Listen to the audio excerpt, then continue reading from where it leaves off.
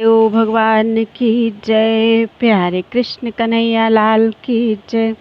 श्री अग्नि महापुराण अध्याय 197। दिवस व्रत विचार। श्री अग्निदेव ने कहा कि हे वशिष्ठ, अधुना मैं दिवस संबंधी व्रतों का वर्णन करने जा रहा हूँ। सबसे पहले धेनु व्रत के विषय में बतलाता हूँ। जो मनुष्य विपुल स्वर्ण राशि के साथ उभयमुखी गऊ का दान करता है और एक दिन तक पयोव्रत का आचरण करता है, वह परम पद को प्राप्त होता है। स्वर्णमय कल्प वृक्ष का दान देकर 3 दिन तक पयोव्रत करने वाला ब्रह्म पद को प्राप्त कर लेता है। इसको कल्प वृक्ष व्रत कहा गया है। 20 पल से अधिक स्वर्ण की पृथ्वी का निर्माण करा के दान दे और एक दिन पयोव्रत का अनुष्ठान करना चाहिए। केवल दिन में व्रत रखने से मनुष्य रुद्रलोक को प्राप्त होता है। जो प्रत्येक पक्ष की 3 रात्रियों में एक भुक्त व्रत रखता है, वह दिन में निराहार रहकर त्रिरात्र व्रत करने वाला मनुष्य विपुल धन प्राप्त करता है। प्रत्येक मास में 3 एक भुक्त नक्त व्रत करने वाला गणपति के सायुज्य को प्राप्त होता है। जो भगवान जनार्दन के उद्देश्य से त्रिरात्र व्रत का अनुष्ठान करता है, वह अपने 100 कुलों के साथ भगवान श्री हरि विष्णु के बैकुंठ धाम को जाता है। व्रतानुरागी मनुष्य मार्गशीर्ष के शुक्ल पक्ष की नवमी से विधि पूर्वक त्रिरात्र व्रत प्रारंभ करना चाहिए। ओम नमो भगवते वासुदेवाय मंत्र का सहस्र अथवा 100 बार जप करना चाहिए। अष्टमी को एक भूत अर्थात एक दिन में एक बार भोजन करना व्रत और नवमी, दशमी, एकादशी को निराहार व्रत करना चाहिए। द्वादशी को भगवान श्री हरि विष्णु का पूजन करना चाहिए। यह व्रत कार्तिक में करना चाहिए। व्रत की समाप्ति पर ब्राह्मणों को भोजन करा के उनको वस्त्र, शैया, आसन, छत्र, यज्ञोपवीत और पात्र दान करना चाहिए। दान देते समय ब्राह्मणों से यह याचना करनी चाहिए कि इस दुष्कर व्रत के अनुष्ठान में मेरे द्वारा जो भी त्रुटियां हुई हों, आप लोगों की तरफ से वह परिपूर्ण हो जाएं। यह त्रिरात्र व्रत करने वाला इस श्लोक में भोगों को उपभोग करके मृत्यु के पश्चात भगवान श्री हरि विष्णु के सानिध्य को प्राप्त करता है। अधुना मैं भोग और मोक्ष संप्रदान करने वाले कार्तिक व्रत के विषय में कह रहा हूँ। दशमी को पंचगव्य का प्राशन करके एकादशी को निराहार व्रत करना चाहिए। इस व्रत के पालन में कार्तिक के शुक्ल पक्ष की द्वादशी को भगवान श्री हरि विष्णु का पूजन करने वाला मनुष्य विमानचारी देवता होता है। चैत्र में त्रिरात्र व्रत करके केवल रात्रि के समय भोजन करने वाला एवं व्रत की समाप्ति में 5 बकरियों का दान देने वाला सुखी होता है। कार्तिक के शुक्ल पक्ष की षष्ठी से प्रारंभ करके 3 दिन तक केवल दुग्ध पीकर रहना चाहिए। फिर 3 दिन तक निराहार व्रत करना चाहिए। इसको माहेंद्र कृच्छ कहा जाता है। कार्तिक के शुक्ल पक्ष की एकादशी को प्रारंभ करके पंचरात्र व्रत करना चाहिए। प्रथम दिन दुग्धपान करना चाहिए, दूसरे दिन दधि का आहार करना चाहिए, फिर 3 दिन निराहार व्रत करना चाहिए। यह अर्थप्रद भास्कर कृच्छ कहलाता है। शुक्ल पक्ष की पंचमी से प्रारंभ करके 6 दिन तक क्रमशः यव की लपसी, शाक, दधि, दुग्ध, घृत और जल, इन वस्तुओं का आहार करना चाहिए। इसको शांतपन कृच्छ कहा गया है। इस प्रकार महापुराणों में श्रेष्ठ श्री विष्णु वामपाद स्वरूप कृष्ण द्वैपायन भगवान व्यासकृत अग्नि महापुराण अंतर्गत आगत विषयों का विवेचन संबंधी 197वां अध्याय पूरा हुआ। बोलो वृंदावन बिहारी लाल की जय। अध्याय 198 मास व्रत विचार। श्री अग्निदेव ने कहा, हे मुनि श्रेष्ठ, अधुना मैं मास व्रतों का वर्णन करने जा रहा हूँ जो भोग और मोक्ष संप्रदान करने वाले हैं। आषाढ़ से प्रारंभ होने वाले चातुर्मास में अभ्यंग अर्थात मालिश और उबटन का त्याग करना चाहिए। इससे मनुष्य श्रेष्ठतम बुद्धि प्राप्त करता है। वैशाख में पुष्प रेणु तक का परित्याग करके गोदान करने वाला राज्य प्राप्त करता है। 1 मास निराहार व्रत रखकर गोदान करने वाला इस भीम व्रत के प्रभाव से श्रीहरि स्वरूप हो जाता है। आषाढ़ से प्रारंभ होने वाले चातुर्मास्य में नियम पूर्वक प्रातः स्नान करने वाला विष्णु लोक को जाता है। माघ अथवा चैत्र मास की तृतीया को गुड़धेनु का दान दे, इसको गुड़ व्रत कहा गया है। इस महान व्रत का अनुष्ठान करने वाला शिव स्वरूप हो जाता है। मार्गशीर्ष आदि मासों में नक्त व्रत अर्थात रात्रि में एक बार भोजन करने वाला विष्णु लोक का अधिकारी होता है। एक भूत व्रत का पालन करने वाला उसी तरह पृथक रूप से द्वादशी व्रत का भी पालन करना चाहिए।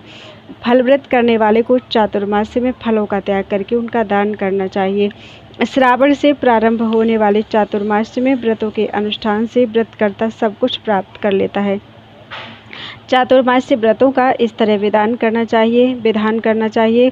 आषाढ़ के शुक्ल पक्ष की एकादशी को निराहार व्रत रखें। प्रायः आषाढ़ में प्राप्त होने वाली कर्क संक्रांति में श्रीहरि विष्णु का पूजन करना चाहिए और कहें, हे भगवान, मैंने आपके सम्मुख यह व्रत ग्रहण किया है। हे केशव, आपकी प्रसन्नता से इसकी निर्विघ्न सिद्धि हो। हे देवाधिदेव जनार्दन, यदि इस व्रत के ग्रहण के अनंतर इसकी अपूर्णता में ही मेरी मृत्यु हो जाए तो आपकी कृपा प्रसाद से यह व्रत संपूर्ण हो। व्रत करने वाला द्विज, मांस आदि निषिद्ध वस्तुओं को तैल का त्याग करके श्रीहरि विष्णु का यजन करना चाहिए। एक दिन के अंतर से निराहार व्रत रखकर त्रिरात्रयण व्रत करने वाला विष्णु लोक का और मौन व्रत करने वाला मोक्ष का अधिकारी होता है।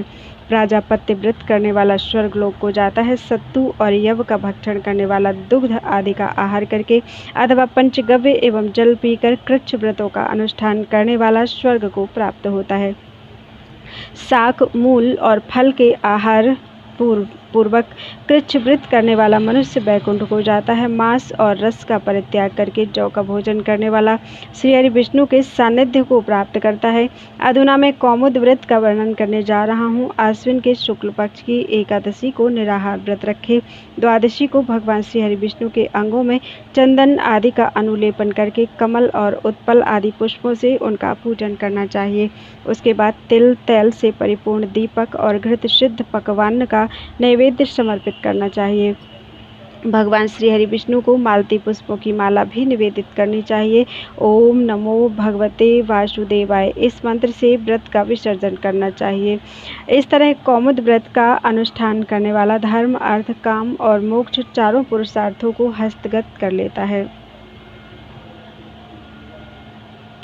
मासोपवास व्रत करने वाला भगवान श्री हरि विष्णु का पूजन करके सब कुछ प्राप्त कर लेता है। इस प्रकार महापुराणों में श्रेष्ठ श्री विष्णु वामपाद स्वरूप कृष्ण द्वैपायन भगवान व्यास कृत अग्नि महापुराण अंतर्गत आगत विषयों का विवेचन संबंधी 198वां अध्याय पूरा हुआ। बोलो वृंदावन बिहारी लाल की जय। अध्याय 199 विविध व्रत विचार। श्री अग्निदेव ने कहा, हे वशिष्ठ, अधुना मैं आपके सम्मुख ऋतु संबंधी व्रतों का वर्णन करता हूँ जो भोग और मोक्ष का सुलभ करने वाले हैं। जो वर्षा, शरद, हेमंत और शिशिर ऋतु में ईंधन का दान करता है एवं वृत्तांत में घृत धुने का दान करता है, वह अग्नि व्रत का पालन करने वाला मनुष्य दूसरे जन्म में ब्राह्मण होता है।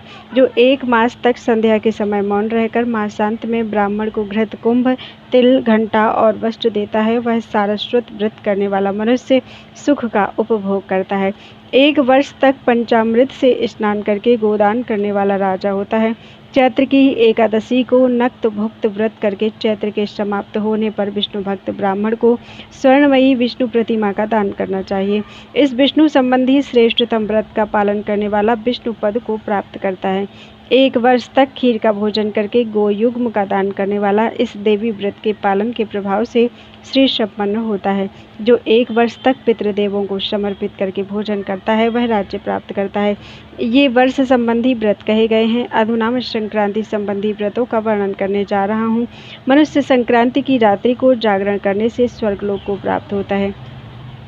जिस समय संक्रांति अमावस्या तिथि में हो तो शिव और सूर्य का पूजन करना चाहिए, उसे स्वर्ग की प्राप्ति होती है। उत्तरायण संबंधिनी मकर संक्रांति में प्रातःकाल स्नान करके भगवान श्री केशव की अर्चना करनी चाहिए। उद्यापन में 32 पल स्वर्ण का दान देकर वह संपूर्ण पापों से मुक्त हो जाता है। विशुभ आदि योगों में भगवान श्री हरि को घृत मिश्रित दुग्ध आदि से स्नान करा के मनुष्य सब कुछ प्राप्त कर लेता है। स्त्रियों के लिए उमाव्रत लक्ष्मी संप्रदान करने वाला है। उनको तृतीया और अष्टमी तिथि को गौरी देवादिदेव भगवान श्री शिव शंकर की पूजा करनी चाहिए। इस तरह शिव पार्वती की अर्चना करके नारी अखंड सौभाग्य प्राप्त करती है और उसको कभी पति का वियोग नहीं होता। मूल व्रत एवं उमेश व्रत करने वाली तथा सूर्य में भक्ति रखने वाली स्त्री दूसरे जन्म में अवश्य पुरुषत्व प्राप्त करती है। इस प्रकार महापुराणों में श्रेष्ठ श्री विष्णु वामपाद स्वरूप कृष्ण द्वैपायन भगवान व्यास कृत अग्नि महापुराण अंतर्गत आगत विषयों का विवेचन संबंधी 199वां अध्याय पूरा हुआ। बोलो वृंदावन बिहारी लाल की जय। अध्याय 200 दीपदान व्रत विचार। श्री अग्निदेव ने कहा कि हे वशिष्ठ, अधुना मैं भोग और मोक्ष को संप्रदान करने वाले दीपदान व्रत का वर्णन करने जा रहा हूँ। ध्यान से सुनो। जो मनुष्य देवता के मंदिर अथवा ब्राह्मण के गृह में 1 वर्ष तक दीप का दान करता है वह संपूर्ण फल को प्राप्त कर लेता है। चातुर्मास्य में दीप का दान करने वाला विष्णु लोक को और कार्तिक में दीपदान करने वाला स्वर्ग लोक को प्राप्त होता है। दीपदान से बढ़कर ना कोई व्रत है, ना था और ना होगा। दीपदान से आयु और नेत्र ज्योति की प्राप्ति हो जाती है। दीपदान से धन और पुत्र आदि की भी प्राप्ति हो जाती है। दीपदान करने वाला सौभाग्य युक्त होकर स्वर्गलोक में देवताओं द्वारा पूजित होता है। विदर्भ राजकुमारी ललिता दीपदान के पुण्य से ही राजा चारुधर्मा की पत्नी हुई और उसकी 100 रानियों में प्रमुख वह हुई। उसी साध्वी ने एक बार विष्णु मंदिर में सहस्त्र दीपों का दान दिया था। इस पर उसकी सपत्नियों ने उससे दीपदान महात्म्य पूछा। उनके पूछने पर उसने इस तरह कहा। ललिता ने कहा, पहले की बात है, सौवीर राजा के यहाँ मैले नामक पुरोहित थे। उन्होंने देवी का नदी के तट पर भगवान श्री हरि विष्णु का मंदिर बनवाया। कार्तिक मास में उन्होंने दीपदान किया। बिलाव के डर से भागती हुई एक चूहिया ने अकस्मात अपने मुख से अग्रभाग से उस दीपक की बत्ती को बढ़ा दिया। बत्ती के बढ़ाने से वह बुझता हुआ दीपक प्रज्वलित हो उठा। मृत्यु के पश्चात वही चूहिया राजकुमारी हुई और राजा चारुधर्मा की 100 रानियों में पटरानी हुई। इस तरह मेरे द्वारा बिना सोचे समझे जो विष्णु मंदिर के दीपक की बत्ती बढ़ा दी गई, उसी पुण्य का मैं फल भोग रही हूँ। इसी से मुझको अपने पूर्व जन्म का स्मरण भी है, इसलिए मैं सदा दीपदान किया करती हूँ। एकादशी को दीपदान करने वाला स्वर्गलोक में विमान पर आरूढ़ होकर प्रमुदित होता है। मंदिर का दीपक हरण करने वाला गूंगा अथवा मूर्ख हो जाता है। वह निश्चय ही अंधतामिश्र नामक नरक में गिरता है, जिसे पार करना दुष्कर है। वहाँ रुदन करते हुए मनुष्यों से यमदूत कहते हैं, अरे अधुना यहाँ विलाप क्यों करते हो? यहाँ विलाप करने से क्या लाभ है? पहले आप लोगों ने प्रमादवश सहस्रों जन्मों के बाद प्राप्त होने वाले मनुष्य जन्म की अपेक्षा की थी। वहाँ तो अत्यंत मोहयुक्त चित्त से अपने भोगों के पीछे दौड़ लगाई। पहले तो विषयों का आस्वादन करके खूब हंसे थे, अधुना यहाँ क्यों रो रहे हो? आपने पहले ही यह क्यों नहीं सोचा कि किए हुए कुकर्मों का फल भोगना ही पड़ता है? पहले जो पर नारी का कुछ मर्दन आपको प्रीतिकर प्रतीत होता था, वही अधुना तुम्हारे दुख का कारण हुआ है। मुहूर्त भर का विषयों का आस्वादन अनेक करोड़ों वर्ष तक का दुख देने वाला होता है। आपने पर स्त्री का अपहरण करके जो कुकर्म किया, वह मैंने बतलाया। अधुना हा माता कहकर विलाप क्यों करते हो? भगवान श्री हरि विष्णु के नाम का जिह्वा से उच्चारण करने में कौन सा बड़ा भार है? बत्ती और तेल अल्प मूल्य की वस्तुएं हैं और अग्नि तो वैसे ही सदा सुलभ है। इस पर भी आपने दीपदान ना करके विष्णु मंदिर के दीपक का हरण किया, वही तुम्हारे लिए दुखदायी हो रहा है। विलाप करने से क्या लाभ? अधुना तो जो यातना मिल रही है उसको सहन करो। श्री अग्निदेव ने कहा कि ललिता की सौतें उसके द्वारा कहे हुए इस उपाख्यान को सुनकर दीपदान के प्रभाव से स्वर्ग को प्राप्त हुई, इसलिए दीपदान सभी व्रतों से विशेष फल संप्रदायक है। इस प्रकार महापुराणों में श्रेष्ठ श्री विष्णु वामपाद स्वरूप कृष्ण द्वैपायन भगवान व्यास कृत अग्नि महापुराण अंतर्गत आगत विषयों का विवेचन संबंधी 200वां अध्याय पूरा हुआ। बोलो वृंदावन बिहारी लाल की जय।